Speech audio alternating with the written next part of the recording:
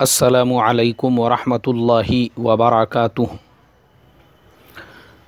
मोहतरम भाइयों, बुज़ुर्गों और दोस्तों, ये मेरा कोरिया के सफ़रनामे का पहला हिस्सा है। चूँकि मैंने ये सोचा था एक वक्त में सबक, एक वक्त में कोरिया का सफ़रनामा भेजूँगा, लेकिन बहुत सारे साथियों का शिद्दत के साथ में ये तकाज़ा आ रहा है कि मौलाना आप सफ़रनामा शुरू कर दीजिए और दरमियान में अगर कोई ऐसा मौका रहे कि सबक भेजने की ज़रूरत पड़े तो फिर सबक भी भेज दीजिए। इसलिए कि हम आपके सफ़र के हालात को जानना चाहते हैं। जैसे आपने मलेशिया का सफ़रनामा भेजा था और पिछले साल के कोरिया का सफ़रनामा भेजा था, इसी तरीक़े से हम लोग मुश्ताक़ है, इंतज़ार में है कि मौलाना का सफ़रनामा कब शुरू होगा। और तकरीबन मुझे एक हफ़्ते के करीब हो चुका है, लेकिन सफ़रनामा मैं शुरू नहीं कर सका। तो मैंने सोचा चलो ठीक है, साथियों की राय पे अमल करते हुए सफ़रनामा आज से शुरू कर देंगे और दरमियान में अगर कोई मौका महल रहा तो उस एतबार से सबक भी भेज देंगे। सबसे पहली चीज़ तो ये है कि इस साल एक्चुअल में मेरा चाइना जाने का इरादा था और तकरीबन मैंने 6 महीने पहले ही चाइना के सफ़र का पूरा प्रोग्राम बना लिया था। चूँकि मुझे जो है अगस्त के महीने में तकरीबन 4 छुट्टियाँ थी। अब वो जो 4 छुट्टियाँ थी तो मैंने उसको सबको जोड़ा और उसके दरमियान में अगर मैं 1-2-3 दिन छुट्टी लेता हूँ तो मुझे तकरीबन 15 दिन की छुट्टी मिल रही थी। ऐसा लंबा चौड़ा पीरियड मेरे हाथ में आ रहा था। तो चूँकि चाइना का जो सफ़र है वो कई दिनों से पेंडिंग चल रहा था, मैंने देखा हमारे मीडिया में और हमारे यहाँ के न्यूज़पेपर्स में कि चाइना में मुसलमानों पे ऐसा जुल्म व सितम, चाइना में मुसलमानों पे वैसा जुल्म व सितम। यहाँ तक कि हमारे यहाँ पे अपने आप को सबसे तेज़ कहने वाला जो न्यूज़ चैनल है उसने तो ये तक ऐलान कर दिया कि आने वाले चंद सालों में चाइना से मुसलमानों का वजूद ही ख़त्म हो जाएगा। अब हालांकि मेरा पर्सनली चाइना से एक गहरा ताल्लुक़ है, मेरे बहुत सारे जान पहचान वाले चाइना में हैं। अब मुझे पता है चाइना के जो हालात है वो मैं उनसे पूछते रहता हूँ, मालूम करते रहता हूँ। तो पता है अल्हम्दुलिल्लाह चाइना में भी मुसलमानों को उतनी ही आज़ादी है जैसे किसी अपने एक मुस्लिम मुल्क के अंदर होती है। चाइना में भी बड़ी बड़ी मस्जिदें हैं, यहाँ तक कि चाइना में बाज़ शहर ऐसे हैं जहाँ पे 200 मस्जिदें हैं। उससे बढ़कर आप क्या लेंगे बताइए आप मुझे। पूरे चाइना में 15 से 20 करोड़ मुसलमानों की आबादी है। चाइना कोई छोटा मुल्क नहीं है। और माशाअल्लाह चाइना के सबसे बड़े जो बिलियनियर, सिर्फ चाइना नहीं बल्कि पूरी एशिया के जो जैक मा है वो ख़ुद भी मुसलमान हैं। तो मुसलमानों को कम नहीं समझने का। मगर प्रॉब्लम क्या है, हमारे यहाँ का जो झूठा मीडिया है वो सिर्फ़ मुसलमानों के दिलों में एहसास कमतरी पैदा करने के लिए। मुसलमानों को मालूम होना चाहिए, बेचारे जिन्होंने अपने गांव से निकल के दूसरा गांव नहीं देखे, अपने तालुक़े से निकल के दूसरा तालुक़ा नहीं देखे, अपने ज़िले से निकल के दूसरा ज़िला नहीं देखे, यहाँ तक कि अपने सूबे से निकल के दूसरा सूबा नहीं देखे, वो बेचारे मुसलमान जब सुने कि मुसलमानों पे चाइना में ऐसा जुल्म हो रहा है और वहाँ पे ऐसा जुल्म हो रहा है, तो उन्होंने ये कहना चाहिए कि चलो अल्लाह का करोड़ा दर्जे शुक्र है, फ़ज़ल है, देखो हम यहाँ पे कितने आराम में हैं। भले ही यहाँ पे गौ कशी के नाम पर मुसलमानों के जनाज़ों की लाइन लगा दी जाए, मगर फिर भी वो मुसलमान अल्लाह तबारक व तआला का हर हाल में शुक्र अदा करे। तो ये फीलिंग हमारे अंदर पैदा करने के लिए, चूँकि हमारा हाल वही है ना, हम लोग जो न्यूज़पेपर में पढ़ते हैं, जो टीवी चैनल्स के ऊपर देखते हैं, हमको लगता है कि यही हकीकत है। और मसला और प्रॉब्लम तो उस वक्त में होता है जब हमारे उर्दू न्यूज़पेपर वाले भी ये न्यूज़ चैनल में देखकर या किसी अंग्रेज़ी पेपर में पढ़ के उसका तर्जुमा जब उर्दू अखबारात में छापते हैं, हमारी कौम के अंदर और भी ज़्यादा एहसास कमतरी पैदा होता है।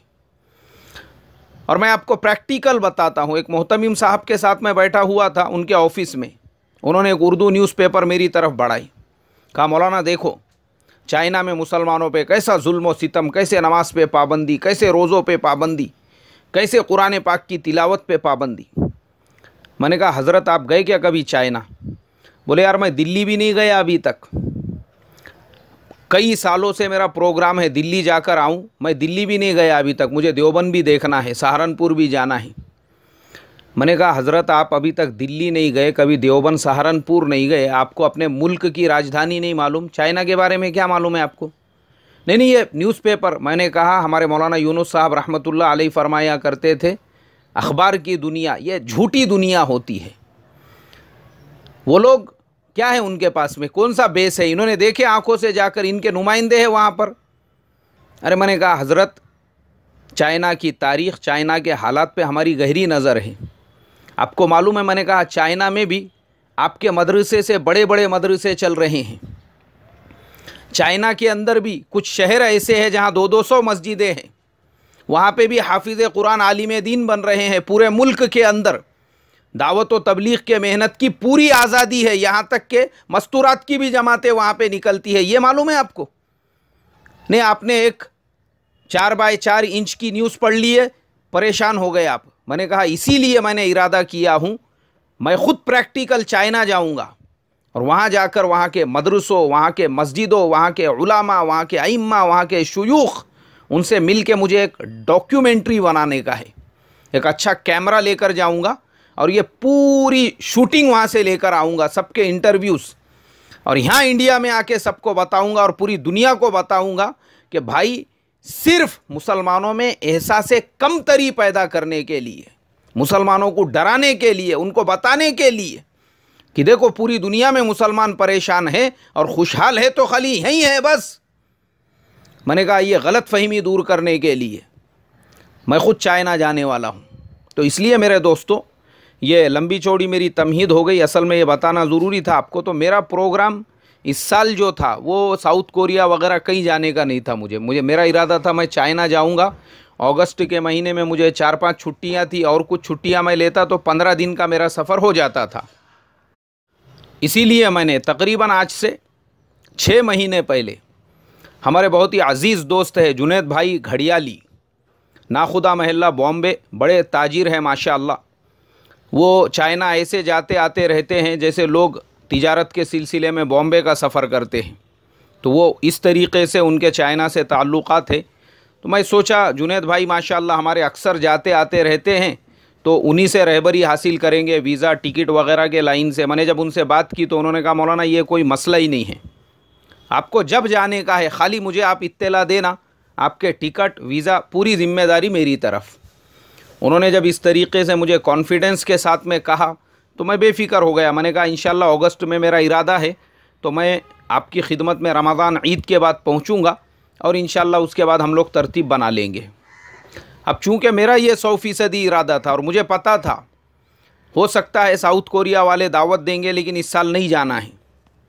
लेकिन मेरे मोहतरम दोस्तों, जून का महीना आते आते साउथ कोरिया वालों से चूँकि हर 15 दिन में महीने में मेरी एक मीटिंग होती है, ऑनलाइन स्पीच भी मैं देता हूँ, वो लोगों ने मुझसे जून से ही कहना शुरू कर दिया कि सितंबर में जो यहाँ पे समिट होने वाला है उसमें आपको आना है।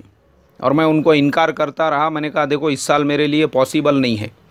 और चूँकि मैंने ज़हनी तौर पर अपने आप को तैयार कर दिया था कि मुझे चाइना जाना है, इसलिए मैंने वो ख़याल भी नहीं आने दिया साउथ कोरिया का। मैं उन लोगों को साफ साफ मैंने जब उनको कह दिया, लेकिन वो लोग मानने को तैयार नहीं। उन्होंने तो मुझसे ये कहा, बोले हमने तो एक कॉन्फ्रेंस में आपकी स्पीच रखी है और बाज़ाब्ता आपको टॉपिक ईमेल किया जा चुका है, आपकी जो स्पीच है वो अगस्त एंड से पहले पहले आप हमको मेल कर दीजिए ताकि हम उसको अच्छे तरीके से प्रिपेयर कर सके। मैंने उनसे कहा, मैंने कहा भाई मुझे आना ही नहीं है, तो ये स्पीच तैयार करना और स्पीच बनाना ये सब मेरे बस की बात नहीं है। मैंने कहा मेरा इस साल इरादा ही नहीं है। लेकिन वापस से फिर उनके हेड ऑफिस से मुझे कॉल भी आया, ईमेल भी आया। मैंने कहा अल्लाह भी क्या करूं, ये बेचारे मानने को तैयार नहीं हैं। तो फिर कुछ ऐसी शक्ल पैदा की जाए कि साउथ कोरिया के अंदर भी इस कॉन्फ्रेंस के अलावा कुछ दीन का काम हो जावे। अल्लाह तबारक व तआला ने मेरे जहन में ये बात डाली कि ठीक है हम एक काम करेंगे, अगर कॉन्फ्रेंस 3 दिन की है तो उसको थोड़ा सा एक्सटेंड करके कॉन्फ्रेंस के बाद 3 दिन और उसके पहले 3 दिन, ऐसा एक 10 दिन का सफ़र करेंगे। और कॉन्फ्रेंस के आगे पीछे का जो ड्यूरेशन और जो टाइम है, उस टाइम के अंदर वहाँ के जो लोकल मुसलमान हैं या जो वहाँ पे काम धंधे की लाइन से गए हुए हैं, उनसे मुलाकातें कर करके उस मुल्क के अंदर दीन की मेहनत किस तरीक़े से की जाए, और उस मुल्क के अंदर ये जो वहाँ के गैर मुस्लिम हैं, जो एक ज़माने में 100% बुद्ध मुल्क हुआ करता था, जहाँ की आज 30% आबादी क्रिश्चियन बन चुकी है, उस मुल्क में इस्लाम की दावत हमने आज तक क्यों नहीं पहुँचाई। मैंने कहा ये एक शक्लो सूरत हो सकती है, वहाँ पे हमारे जो ईमान वाले भाई हैं उन लोगों से मुलाकात कर करके उनके अंदर एक शौक़ और एक ज़ौक़ पैदा किया जाए और एक शक्ल पैदा की जाए उस मुल्क के अंदर इस्लाम के तबलीग की। मैंने कहा ठीक है, इसको फिर ऐसी शक्ल दे देंगे और चाइना का जो सफ़र है उसको दिसंबर तक पोस्टपोन कर देंगे, इसलिए कि क्रिसमस के वक्त में वापस से मुझे 15 दिन की छुट्टी होती है। तो अगर होता है पॉसिबल तो इंशाल्लाह उस टाइम पे चाइना का सफ़र करके ये जो चाइना का पेंडिंग मसला है उसको उस वक्त में इंशाल्लाह मुकम्मल कर देंगे। अल्लाह तबारक व तआला ने मेरे जहन में ये बात डाली, लेकिन वो बात मेरे जहन में आने आने तक काफ़ी ताख़ीर हो चुकी थी। फिर उसके बाद मैंने टिकट, वीज़ा, ये सारी जो प्रोसेसिंग और फॉर्मेलिटीज़ होती है, ये सब कुछ होने के बाद फिर मैंने कहा चलो ठीक है, इंशाअल्लाह सफ़र करेंगे, लेकिन इस सफ़र को भी एक दावत के सफ़र की, एक दीन के सफ़र की, एक तबलीग के सफ़र की शक्ल देकर अल्लाह तबारक व तआला की ज़ात से उम्मीद रख कर कुछ ऐसा करेंगे कि इस सफ़र के भी असरात उस मुल्क के अंदर भी मुरतब हो और हमारी अपनी ज़ात के ऊपर भी मुरतब हो। तो मैंने उसकी फिर सारी जो फॉर्मेलिटीज़ थी अल्हम्दुलिल्लाह वो सारी का सारी अल्लाह के फ़ज़ल व करम से मुकम्मल हो गई। और वो सब कुछ मुकम्मल होने के बाद फिर वो दिन भी आ गया जिस दिन मुझे सफ़र के लिए रवाना होने का था। अब चूँकि मुझे पिछले साल खाने पीने के एतबार से वहाँ पे बहुत तकलीफ़ हुई, जो एक्सपीरियंस हुआ, ये हलाल है, ये हराम है, क्या हलाल है क्या हराम है कुछ पता नहीं है। अब वहाँ पे एक तो बुद्ध और क्रिश्चियन आबादी, इसलिए हम हलाल का तसव्वुर भी नहीं कर सकते सिवाय इसके कि किसी मुसलमान का रेस्टोरेंट हो या कोई मुसलमान बेचने वाला हो। तो इसलिए मैंने पहले इरादा किया था, मैंने कहा भाई ये सब मसलों में पड़ना नहीं है, पिछले साल का तजुर्बा है, इसलिए 10 दिन का खाना पीना और जो भी सूखी चीज़ें होंगी वो मैं यहीं से साथ में ले लूँगा।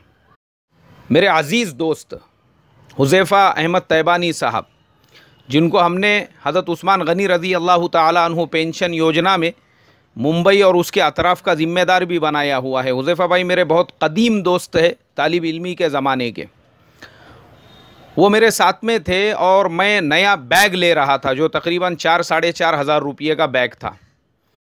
हमारे हुज़ैफ़ा भाई ने मुझे मना किया, कहा कि नहीं ये मत ख़रीदो, मैं हज के लिए जा रहा था, टूर वालों ने ऑलरेडी मुझे 2 नए बैग दिए हुए हैं, उसमें से एक बैग मैं इस्तेमाल करता हूँ, एक वैसा ही रखा हुआ है, वो मैं आपके लिए भेज देता हूँ, कोई पूना आने वाले होंगे तो इंशाल्लाह वो सफ़र में काम आ जाएगा। मैंने कहा चलो ठीक है, जैसा आप मुनासिब समझे। और माशाअल्लाह मेरे मस्जिद के साथी, मेरे मुसल्ली हमारे मोहसिन भाई का ट्रैवल्स का कारोबार है, उनकी रोज़ाना गाड़ियाँ जो है मुंबई जाती आती रहती है। मैंने ईशा की नमाज के बाद हमारे नईम भाई के सामने तस्करा किया, मैं बोला यार ऐसा ऐसा बैग हुज़ैफ़ा भाई देना चाहते हैं और वो मुंबई में है। उन्होंने उसी वक्त में फ़ोन उठाकर मोहसिन भाई से बात की, उन्होंने अपने ड्राइवर को ज़िम्मेदारी दी और अल्हम्दुलिल्लाह अल्लाह के फ़ज़ल व करम से दूसरे दिन मगरिब में मेरे मस्जिद पहुंचने से पहले नईम भाई के पास में जो है वो बैग पहुंच चुका था। अल्लाह इन तमाम दोस्तों को जज़ाए खैर अता फ़रमाई। फिर हमारे मस्जिद के जो ज़िम्मेदार हैं हमारे हाजी सादिक़ साहब, उनको पता चला कि मैं इस तरीक़े से सफ़र पे रवाना होने वाला हूँ और मैंने पिछले साल की कारगुजारी उनको सुनाया था खाने पीने के लाइन से। वो बेचारों को अल्लाह जज़ाए खैर दे, वो ख़ुद मुझे अपने साथ में लेकर एक बड़ी होलसेल किराना दुकान पे पहुँचे और जितना मेरे ज़रूरियात का सामान था वो ख़ुद उन्होंने ख़रीदा और ख़रीद के कहा ये मेरी तरफ़ से हदिया है, आप इसको सफ़र में इस्तेमाल कीजिए। तो अल्हम्दुलिल्लाह मेरी जो सफ़र की तैयारी थी वो अल्लाह के फ़ज़ल व करम से मुकम्मल हो चुकी थी, बस अब सफ़र के ऊपर रवाना होने का था।